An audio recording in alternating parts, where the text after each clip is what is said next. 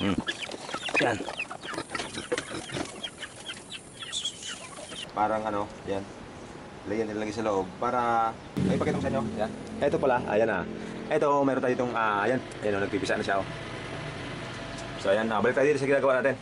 So yung mga kaibigan, magandang hapon. Nagbabalik si from Dinyo. So for today's video guys, bali magpapakain tayo ng ating mga alagang manok. Yung decal brown. Kasi guys, kaninang umaga dumating siya yung in-order natin. So bumili muna tayo ng ng 5 kilong feeds. Para hindi mo naman ibago, dadaan-dahanin natin na na pakainin ng mga organic yan. Pero wag mo ating biglaing alisin yung yung feeds. Kasi sa pinanggalingan itong farm, talagang feeds yung binipakain nila. So siguro bukas samahan natin ng kamuting kahoy, mga pang-organic talaga. Kasi sabi ko sa kanina, yung pinanggalingan nito talagang farm. So more on sila, feeds talaga. Feeding sila. Tayo ngayon sasanayin natin sila sa organic. So dito pala sila mama, ayun. Si mama at si papa ang gumagawa ng kubo, ayan. Ayan sila.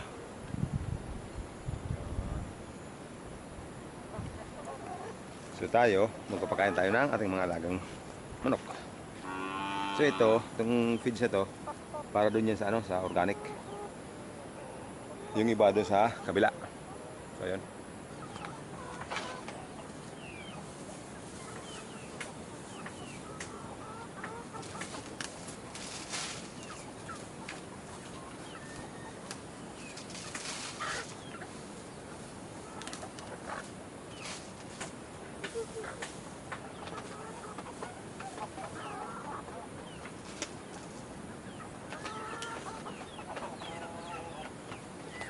So mga kaibigan, una lang beses kumain. Hindi, kanina pala, binigyan ko na sila ng konti. So, una lang beses na kumain dito sa atin.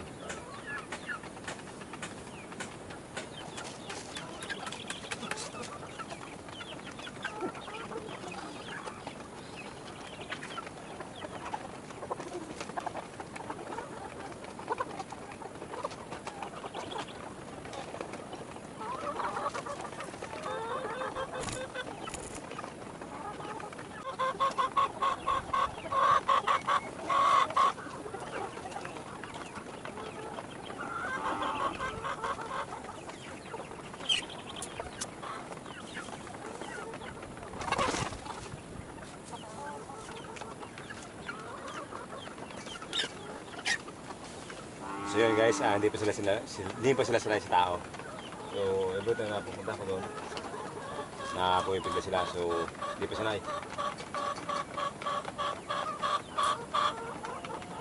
So yun, lahat naman malulusog.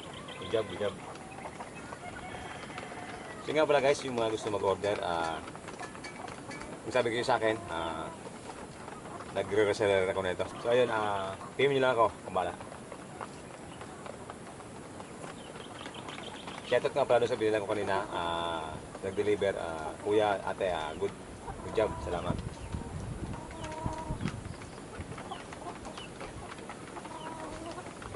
So yun guys, 14 weeks old itong manok natin. So by siguro mga 18 weeks, mag-start na siya mag-itlog.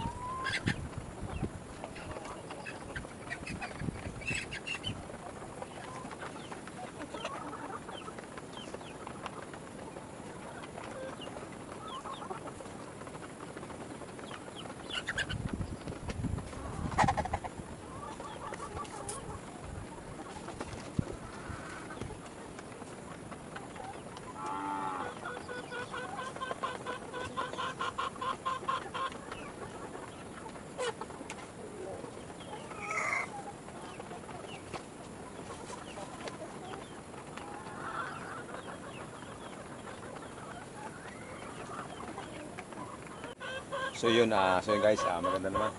Malulusog at may gilas kumain sila. So, yun. Yan, naglalaro-laro na.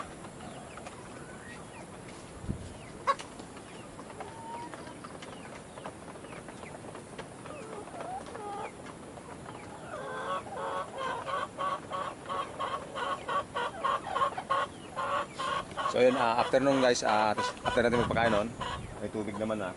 So siguro pakain natin yung mga alaga natin sa labas, yung mga dating alaga natin, yung mga organic na mga manok. So ayun, tara, pakain natin. So ayun guys, ayun, napakain natin yung yung kabila, yung mga bagong manok natin.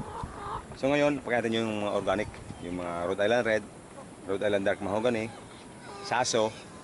So yung mga native natin, pati pato, pabo. So ayun, pakain natin dito sa labas.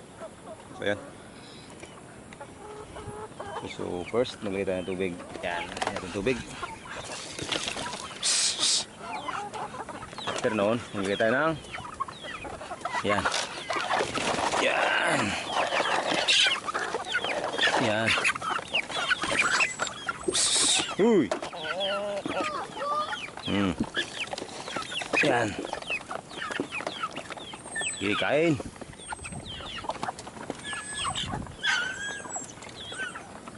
Konti pa tubig.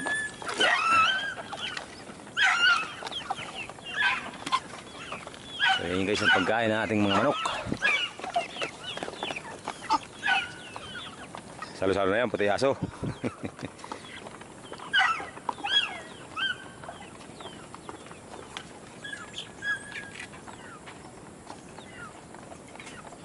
Yung iba niyan guys, inuwi ko sa bahay.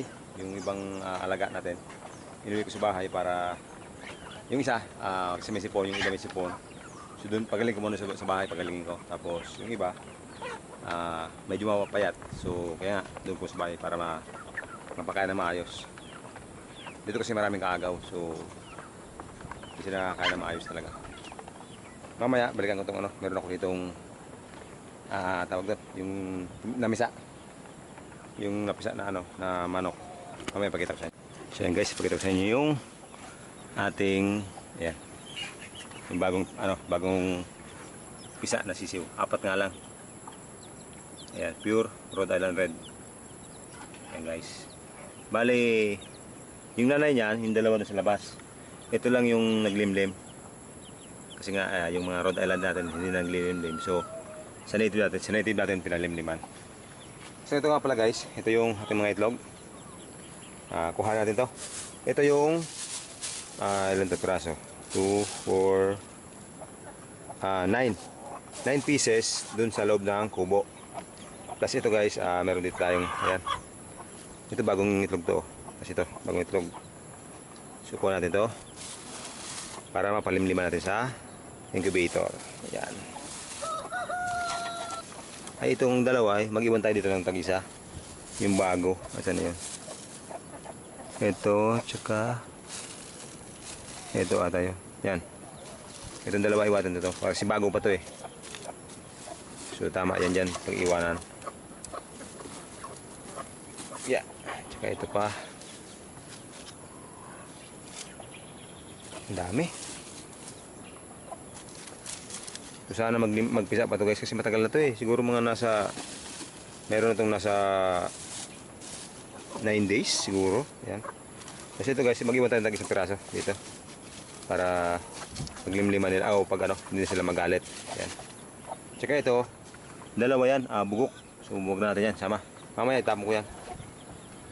So ayan guys, nag-iwan tayo ng isa. Tapos sa mga susunod na araw guys, yung doon sa kabila, mag-start na rin tayo gumawa ng ganito.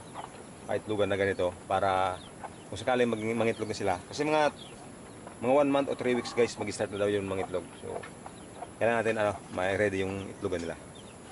So by the way, ito pala yung nakuha natin ng itlog. Ang dami. Siguro mga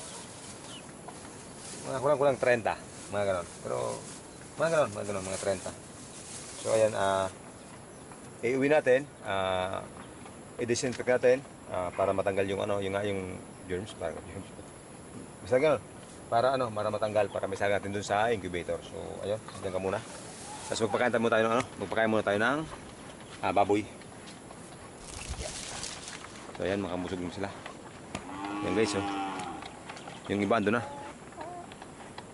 Sa dulo. Tsaka yung isa, yung dito sa kabila, nagkumakain pa rin sila. Ayan. So ayun, tara, kain natin yung baboy. So ito, nasira yung kulungan natin, hindi pa naayos. Kasi busy tayo ngayong araw, kasi hapon. Busy, so ngayon hindi pa naayos yung kulungan. So anyway, pwede pa yan. Ayan sila.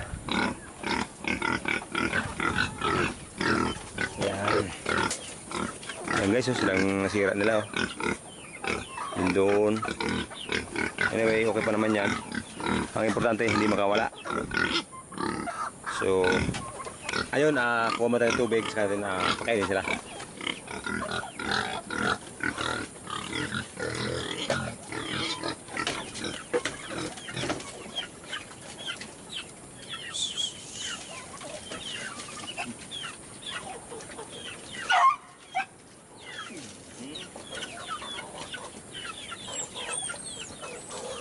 Yeah!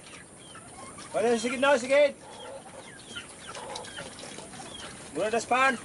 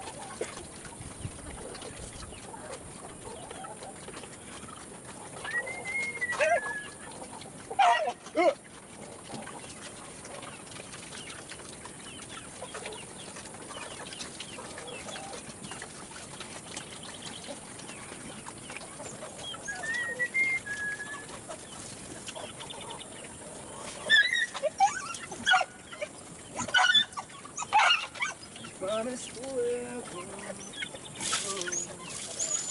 on the day my life is through. This I promise you.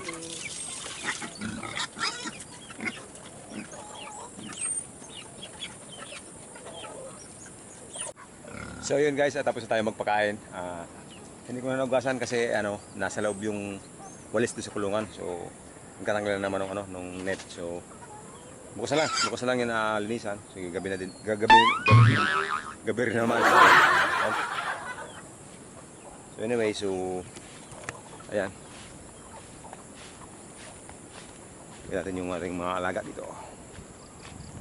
Kung kamusta na. Pero okay naman sila guys, busog na yan. Busog na. Pinakain na natin yan. Ang maganda-ganda kain. So dito, ayan. Ubus na rin yung pagkain. Ayan o. Nainom na sila, so okay na yan. So yung iba nakapwesto na, matutulog na. Yan. So yung naan dito sa loob, yan sa loob yung iba. Okay na din dito. Okay na. So ayun guys, uwi na tayo. So para mai-ready natin yung itlog para may lagay natin sa incubator. So sana magpisa pa rin kasi yung sabi ko kanina, matagal na yan, tapos hindi ko na pa sinaulan ng pan dito. So yun nga pala guys, kaya pala binaguhan ko ng bubong. Ayan, binaguhan natin ng bubong yan. Yan, lahat yan bago. Yan, bago yan. So kasi yan medyo malawak na yan kasi nalis ko na yung dito, meron yung divider dito. Ito yung parang ganyan. So inalis ko na para medyo malawak naman yung kulungan nila. Kasi ito, baka bukas gawin ko to. Yan, harangan ko yan. Para dito lang dadaan yung manok mismo sa pintuan. So ayun, meron na mga yari na naman Yari. Yan. So ayun guys, good. So far good yung ating mga alaga. Ayan, malulusog. Ayan. So, pero sa baka bukas bilhin natin ng vitamins. Kasi baka manibago sa klima dito sa lugar natin kasi medyo malamig. Ah, bigyan natin ng vitamins bukas. So ayun na, tara, uwi muna tayo para may lagay natin yung itlog sa incubator. So ayun guys, bali, yan. Ito yung itlog na nakuha natin sa bukid. Yung iba niyan, marami sana yan siguro mga nasa 30. Kaya lang yung iba, tinignan ko, medyo matagal na yun, matagal na. Matagal nang na-stock doon sa bukid. So hindi ko na sila sinama. So pinili ko lang yung maganda, yung tingin ko yung okay pa. So ito na, nilagyan ko na ng mark, ayan. Guhit plus bilog-bilog. So lahat yan, para hindi tayo parang malito. Kasi yung una, yung nilagay natin doon, siguro, nilagay pa natin yung guys, February 26. So ngayon, ano ngayon? 10 ngayon, 11. So ayun, bali total ngayon, araw, days, 13 days na yun, simula nung nilagay natin. So, meron tayong naipon, so talagang maglagay naman tayo.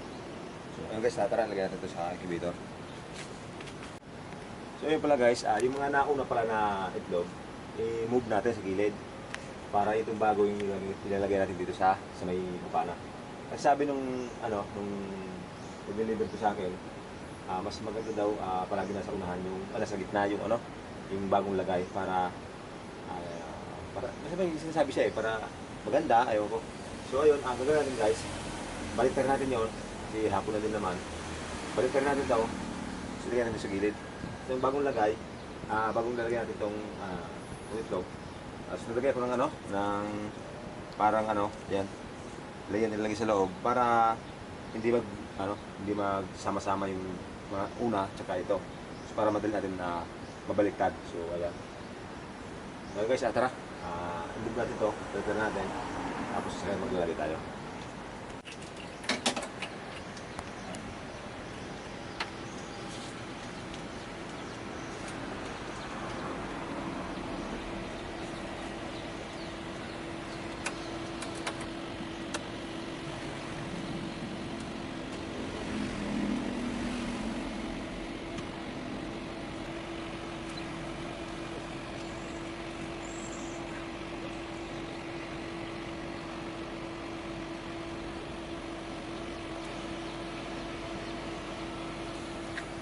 So ito pala guys, walang mark to kasi naiwan to nung naglimlim.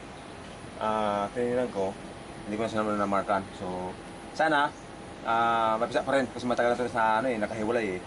So akala ko kasi bagong itlog to, so nilagay ko sa gilid.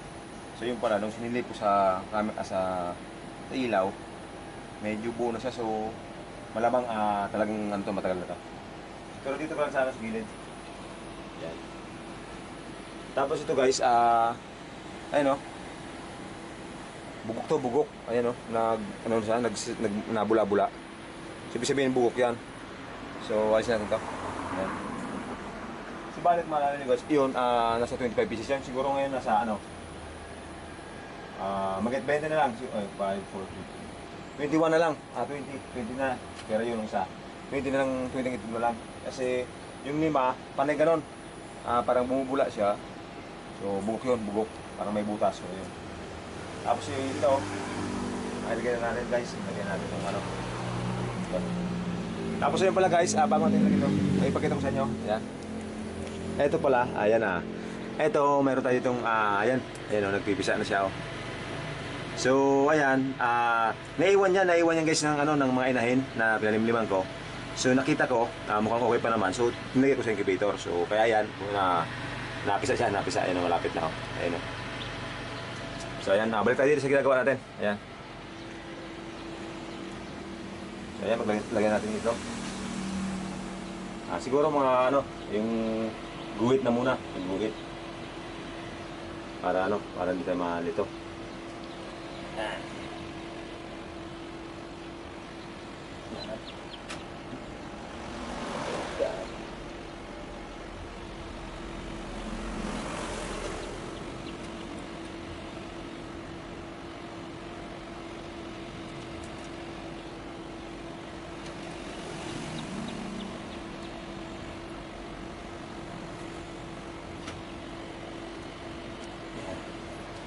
So ayun guys, nalagyan natin yung ano, yung nalagyan natin yung ano, yung itlog siguro. 7 18. So ayun guys, 18 piraso yung bagong lagyan natin na itlog. So mag-start na ng ano, ng bilang ngayon. Anong date ngayon? 10. So March 10. So mag-bilang tayo ng 21 days. Magpipisa na yan. So pero mauna itong lagyan natin to. So sana wala namang bubuk dito kasi sayang naman tulad nito. 13 days na nung nalaman kong bubuk pala to, ano, nabula, ano. Tapos mabaho siya, mabaho. Ayan. So ayun guys, ayan, nilagay natin yung ano, marami tayong nakasala. Siguro after 5 days magsama ulit tayo. Move natin to, maglagay ito sa gilid. So nga pala guys, meron tayo dito ano, yung nga yung sa gilid na yun. Ayan. Ito sa gilid, ayan. Ito yung sa baba na yun guys, pato yun, pato. Yung nasa ano, so yung dalawa na yun, pato yun. Kasi yung ina noon, yung kasamahan ng mga itlog no, 12 yan, kinain nung ano, nung aso. So kaya yun na natira, dalawang piraso lang. So ito yung mga manok to, ayan o. Ayan, nagka-crack na o. Nice one. Ayan, ayan. So anyway, ayan. So mga sunod na araw, marami tayong itlog mabibisa. So happy na naman tayo kasi nakasalang tayo dito sa ating incubator. So ayun. Good job. So ayun. So yun nga pala, gusto ko na mag-shoutout sa ano, sa mga tropa nating walang sawang suporta. Sa Tabi Chapter, ayan, Municipal Council, Pilar Municipal Council. So ayun, shoutout mga idol. Salamat sa suporta. Ayan, shoutout yung mga tropa ko dyan sa Bulacan, di kayo may isa. Basta alam niyo kung sino kayo sa Bulacan. So ayan. Alurina family. So ayun, shoutout sa inyo. Tapos yung tropa nila, ipa-flash ko na sa screen. Hindi ko yung pangalan eh. So mamaya, kasi sa screen yung mga shoutout. So ayun. Ayun, maraming salamat sa lahat ng sumusuporta sa From TV channel. Shoutout, Boss Maris Brisinyo. So ayun, hanggang dito lang yung video natin. Mga sunod na araw, video na naman tayo. So update dito sa ating mga itlog. So ayan, maraming salamat sa suporta. God bless.